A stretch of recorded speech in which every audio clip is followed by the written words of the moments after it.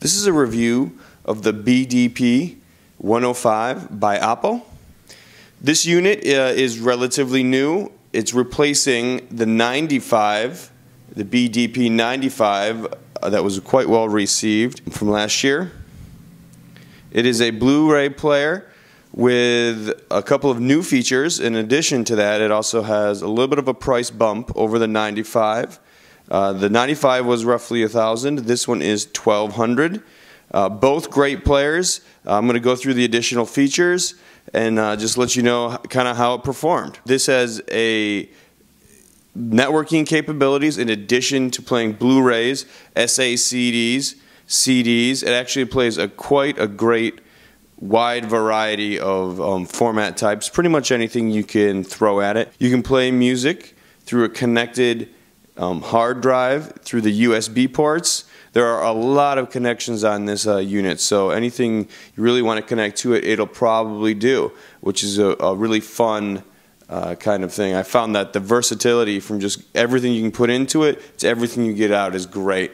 You can see that they have both a USB and a MLH HDMI end, as well as a headphone jack. You can also plug in an MHL cord and connect this to your phone to play media directly through your phone without needing to connect to an external charger. The charge actually goes through that port as well, which is kind of a nice feature. The headphone jack in the front, located right here, is fairly nice. I didn't find that it pushed the really high-end headphones to very loud levels. However, for in-ear listening, around 50 I felt was a comfortable listening level. With my pair of LCD3s, I found 100 to be a comfortable listening level, but not loud. So those of you who really like loud amplifiers, you might want to look at an external headphone amplifier and run it through the outputs in the back, which are I got a little bit better sound out of.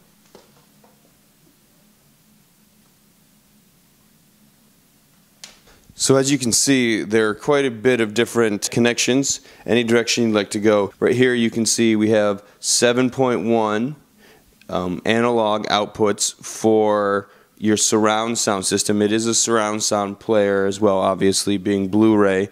The outputs from this I found are exceptionally great. If you do, unless you have a very high-end processor, I would suggest connecting your analog outputs directly from the unit into your amplifier, and instead of going through the HDMI output here, you will usually get a much better sound doing it. So you look here, this is kind of what makes this unit very special for a stereo listener. It has dedicated stereo analog outputs located here, and as you can see, it has both the unbalanced and the balanced connections.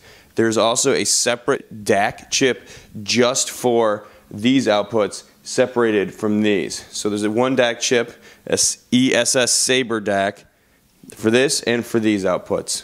The other feature that this player has that a lot of other ones don't, which is very nice, is the digital audio inputs here. These are not outputs, these are actually inputs where you can plug in a computer, coaxial, or optical connection into this to take advantage of that same Saber DAC. I did test these against this, and the sound quality was excellent. Very good for a connection to a computer. Even when compared to some of the other DACs that I used, I was very impressed.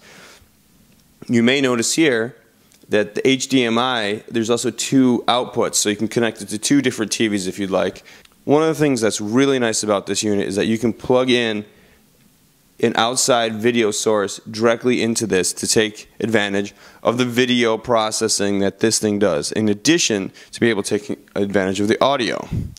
So with this one, you can plug your TV feed or what other feed you like into there, and you, through an input selector, can actually select whatever you want. It's almost like a processor at that point because it has so many inputs, and you can try a lot of different things with it to see what works best for you. Obviously, it connects wirelessly through an adapter and wired to allow streaming for Netflix and Vudu and a lot of other kind of streaming. It also does Pandora.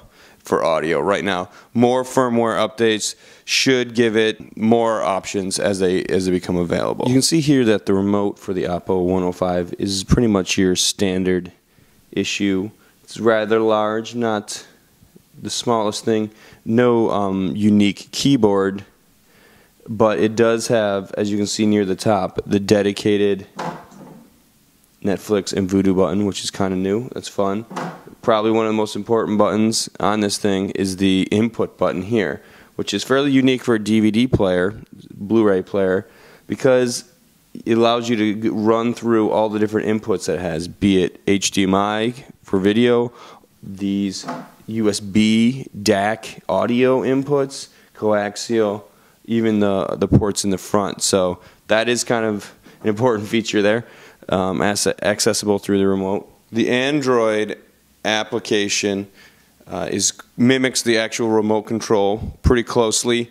It works great. It's very quick and responsive. I didn't have any real issues here. It would be nice if there were a little bit more file management for all the streaming and playing services that the Oppo offers.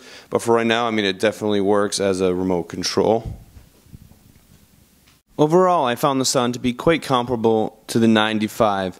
And that may be because the DAC chip is the same as last year. I think that Oppo did a great job with the design to really keep the noise floor down and keep the clarity up. The player still remains to be one of my favorites in this price range, and one of my favorites overall, to be honest with you. I really enjoyed the sound that comes out of this one. It's very organic and live. It's one of those players where you can just sit back and listen to the music and enjoy it. One of the few Blu-ray players out there available at this price point with really the feature set that it has. A lot of the higher end stuff gets exponentially more pricey.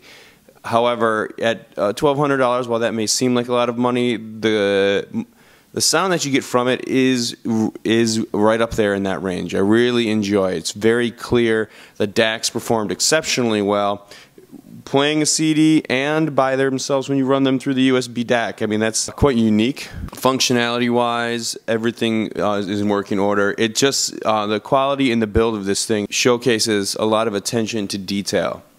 From the build in the front to the suspension of the unit itself, you can tell when you set it down, there's vibration reduction and a suspension system through the feet. It's a very well-built piece of machine. It is quite hefty and large. It's rather big compared to most of your standard Blu-ray players, but it is a solid piece of machinery, and I think there is a good amount of craftsmanship that went into building it, so that is very nice.